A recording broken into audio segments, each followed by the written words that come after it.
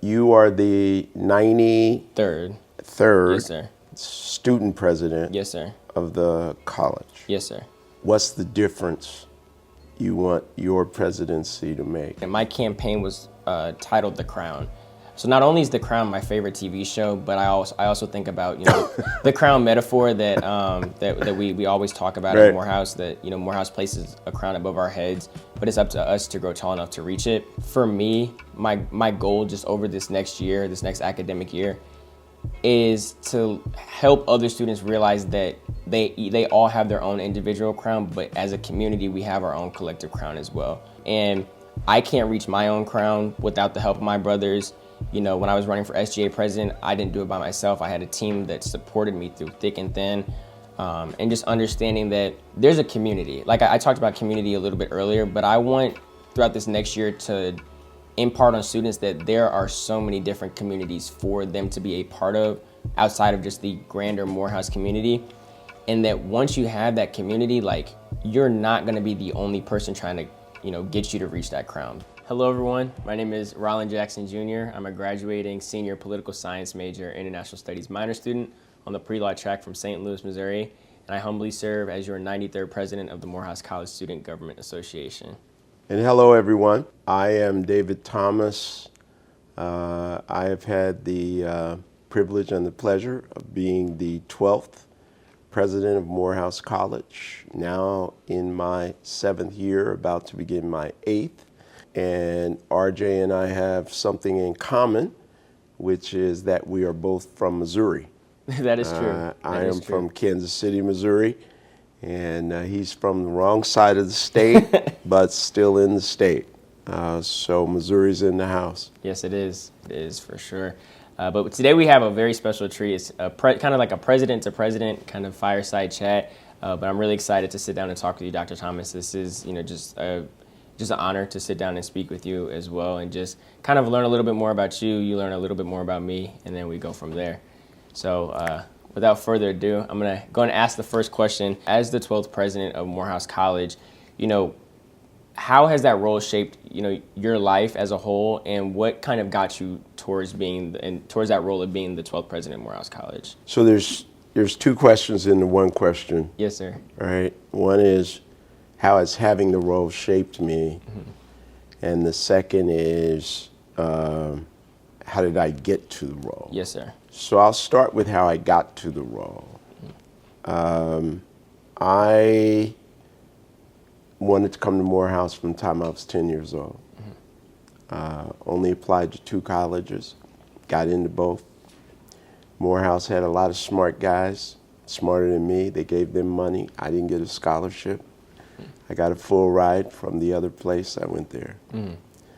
But I was aware of Morehouse because Martin Luther King had gone to Morehouse. Yes, sir. And then 50 years later, I got a call asking me if I would consider being president of Morehouse. A big theme in my life has been that I wanted to change the world. That's real. And I had been a faculty member at the University of Pennsylvania, 22 years a faculty member at the Harvard Business School, chair of a department, chaired professor, then went to be dean at Georgetown, and had gone back to Harvard to finish out my career at 60 years old. And a few months later, I got the call about Morehouse. And my calculus is very simple.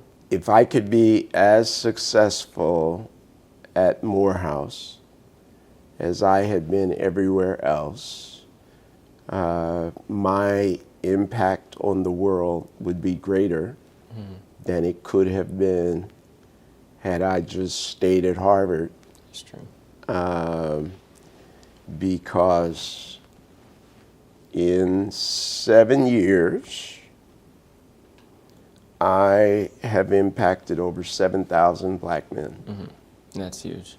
And one of you will be my king. And there may even be 4 or 5 kings. And 3,000 Jay Johnsons, Lou Sullivans, Raphael Warnocks.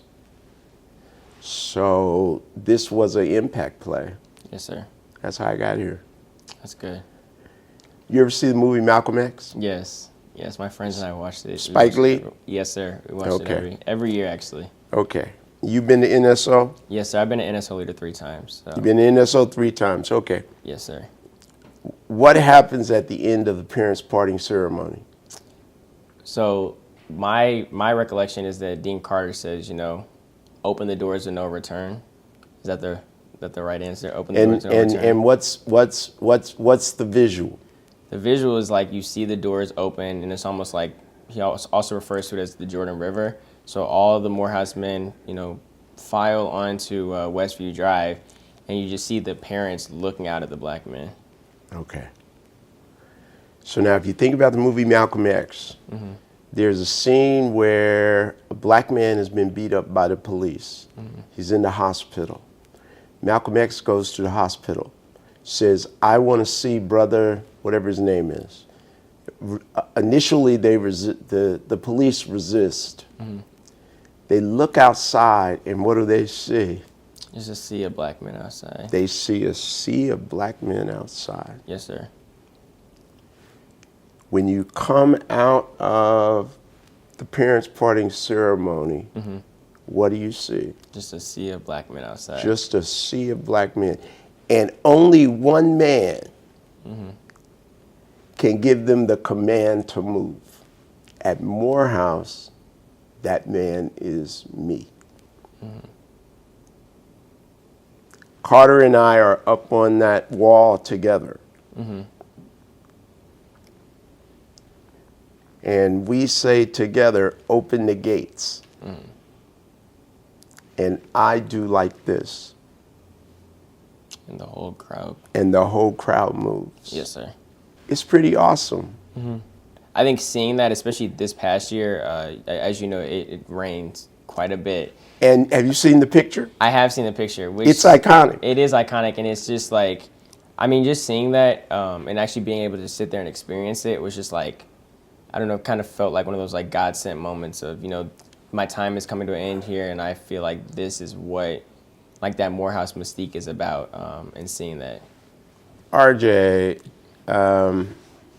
you're about to, or you're entering your senior year here. Yes, sir. What for you has been the most important part of the Morehouse experience? I'm sure you, like all of the young men here, could have gone somewhere else. And you have friends who've gone somewhere else. Yes, sir. So what is unique about the Morehouse experience? Because you can go anywhere and learn math, biology, business, science. What's unique about this experience that you think has made you different than you might otherwise have been? Whenever somebody asks me this specific question, I always go to just community.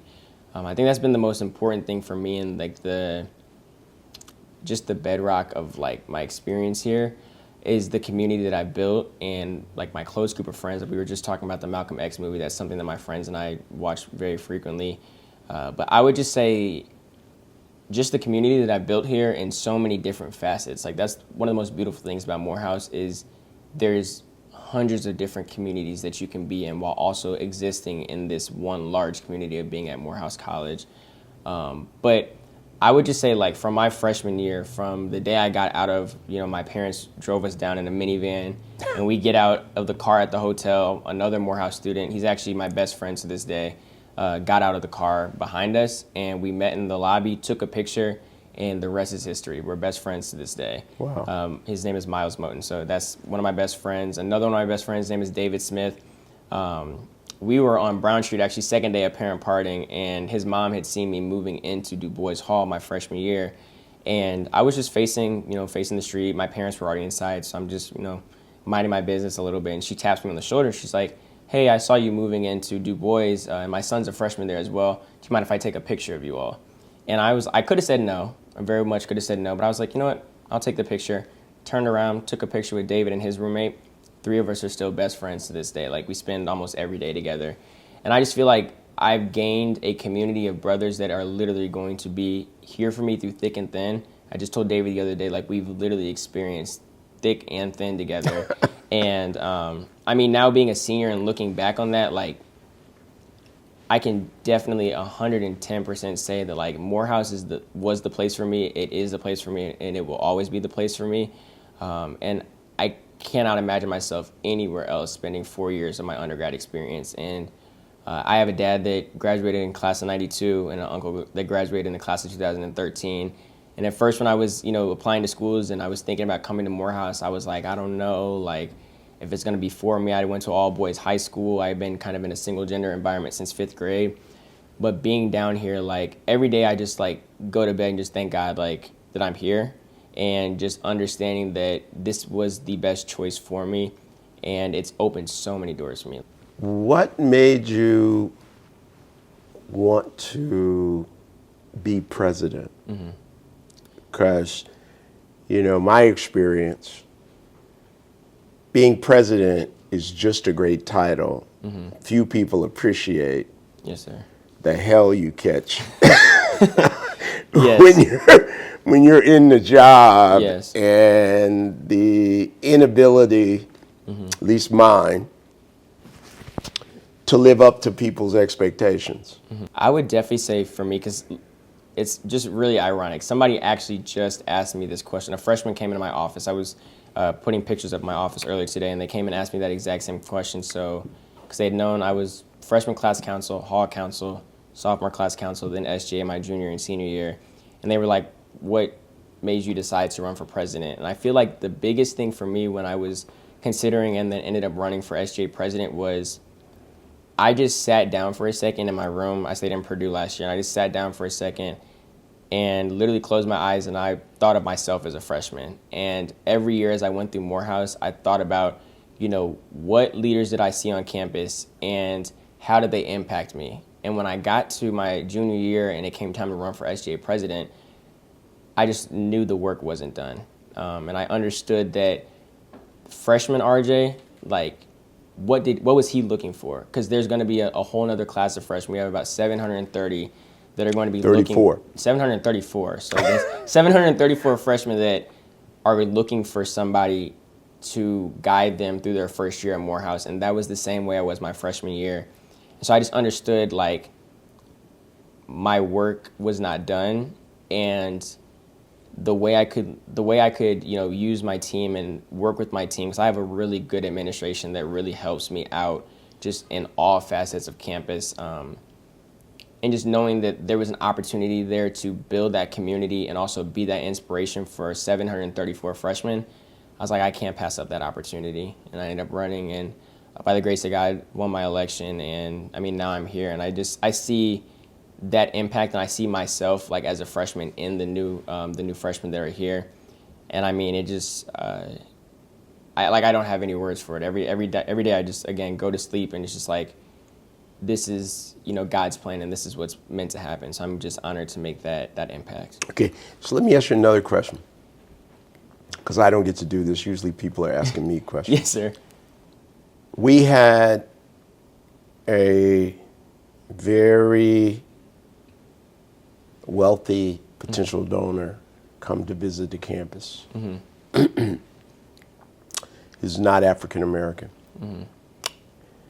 And he spent the morning here. He'd never been to a historically black college. He hung out with a bunch of our students, and he asked them some critical questions. He started out by saying, kind of like, why'd you come to college?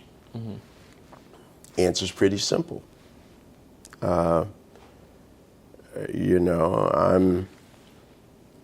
preparing myself for my adult life, for a career, for, to move in the world. And then he says to them, well, you're at a predominantly black, if not all black, all male college, and you're going to go out into a world and that's not going to be the world. Mm-hmm. How does Morehouse prepare you for the real world that you're going to go into? I would definitely say, and somebody said this during our the NSO that we just had, I feel like the difference between Morehouse and other institutions, every institution is great in their own regards, but I feel like the difference between us and them is that, at least in my experience, Morehouse has taught me how to walk in a room, and I'm not just trying to figure out like how to sit at the table. Like, Morehouse has prepared me to go, if I need to build a chair, I know how to build the chair. If I need to build the table, I know how to build the table. And it's also, Morehouse has also taught me not only how to build those resources for myself to sit at the table, but it's also taught me just the sheer point of understanding that I deserve to belong at the table. And being able to walk in rooms, not with my, chest poked out or anything like that, but I don't have to be afraid to speak up. I don't have to be afraid to, offer input in different areas. Like, I know this past summer I was a communications intern for Senator Raphael Warnock. So it was a really cool experience to actually go and work for a Morehouse man and work in a team that was actually led by a Morehouse man. His communications director is a Morehouse alum as well. And being able to sit in such an established place like that, in such an established office for such an established man himself, and feel like I could actually sit and offer input to some very important things that were going on. I just had to sit back and realize, like, Morehouse taught me that. Like, if I was somewhere else, I might not feel like I can speak up in those different areas. I might not feel like I can speak up in those situations. But understanding that the institution that I'm at was made to breed, young men of consequence.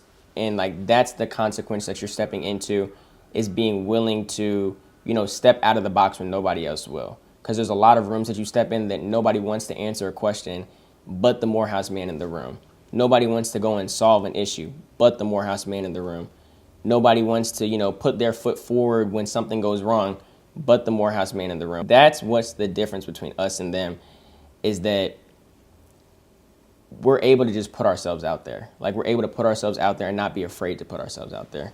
Heavy is the head that wears the crown. It is. It is. Yes, sir. How are you prepared to manage that heaviness? Mm-hmm.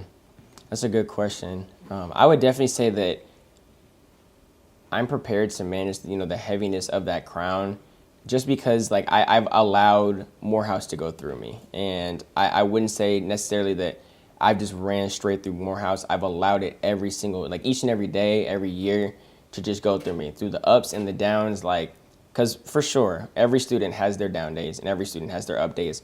I'm a student at the end of the day, still pay tuition, do all the things like that. But I haven't let my down days get to me. And I haven't, just sat and I've celebrated my up days for sure, but I haven't just solely focused on them. Like, I understand that, relaxing can be done, but there's also work to be done as well. And I would definitely say that in finding that balance and that duality, that has prepared me to, lean on people when the crown gets heavy, or, talk to people when the crown gets heavy, or take care of myself when I feel like the crown gets heavy, or delegate when I feel like the crown gets heavy. But in all of that, I understand that the crown still sits atop of our heads, not just mine, but our heads. And so once I lean on those people and, feel better as a person and, just maybe come up from whatever down there is or celebrate the up, I know that there are people around me that are willing to work and work hard for the betterment of the whole college and the student body as well. But my question for you before we go is, what is your favorite spot on campus and why does it hold significance to you? And then I'll answer my favorite spot as well. Brown Street. Brown Street. Yes, sir. When I go to my office, I walk to work. Mm-hmm. And when I come home, I usually walk home. Mm-hmm. And when I'm on campus, I'm going to have lunch. I usually go to the caf. Mm-hmm. On the days when I walk to work, I walk home from work, and I go to the caf, I literally see at least 1,000 of my students. So now, imagine you wake up in the morning and you know that Morehouse produced Martin Luther King. You see 1,000 young black men, and you know that one of them will be your king. It's Brown Street. That's real. It's like the center of excellence. You know, and King was a C student. He wasn't an athlete. He got 1A while he was here. So you can't skim for who's Phi Beta Kappa. You can't skim for who looks like a gladiator. You got to think every one of those young men can be your king. That's true. It's Brown Street. That's a good answer. That's a very good answer. I was either going to say Brown Street or King Chapel, because I feel like, personally, I tell people all the time, like, I feel like my life, like, changed in King Chapel, because coming to Morehouse, I was, like, a incoming freshman that was, like, just scared, nervous about the experience that was ahead, but I watched Welcome to the House happen, and I saw the parent parting ceremony happen, and I literally feel like my whole world shifted. I was like, all that worry, that doubt, the anxiety that I had felt coming and moving in and being on Brown Street, just, we talked about the Jordan River, that kind of image that we see on Brown Street after parent parting, but it was like, I felt like stepping on Westview Drive after I got out to say bye to my parents. Like, I just felt like all my worries were just washed away. I knew I had a community behind me, not just my close friends, but I knew I had faculty, administration, you know, everybody just there behind me. And I just felt like my life changed and it flipped upside down. And I would just say King Chapel, because that's just where the majority of those ceremonies, those like life-changing and life-altering ceremonies happen. And it's just beautiful to have like that edifice on campus to, you know, be in, worship, and just kind of see the, you know, just the history behind the college. So I would definitely say King Chapel because, you know, I can confidently say that my life changed in there. Yeah. Yes, sir. Great. I appreciate you so much for sitting down with me. This is a really good conversation, Dr. Thomas, and thank you so much for your leadership and just for all that you've done for the college. And I appreciate you, and we appreciate you so much. Thank you so much for having me. It has been a privilege and a blessing.